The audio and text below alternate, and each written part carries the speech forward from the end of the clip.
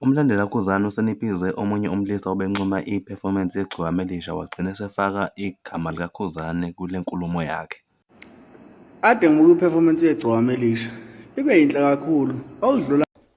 Yazi ungcono-ke wena kade ubuka i-performance igama Elisha. Mina ngiqeda ukubuka ividiyo yakho lo sidakelwa kiyo. Yabona? Fana nje uyasidakelwa nje uzama i-trend ebhedayo.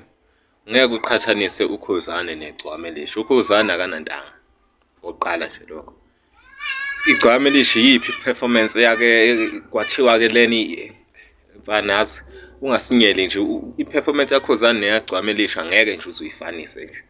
So mangabe wena uthanda i-performance yalokho kwamehla amakhulu kulungile phela ivume uyincoma sinandaba nalokho. Musa ukufaka kodwa uKhuzani. Khuluma ngaye lo uyeke uKhuzani phansi. Hawu niyadakwa nini. Funa i-trend ebolile. Performance edakiwe.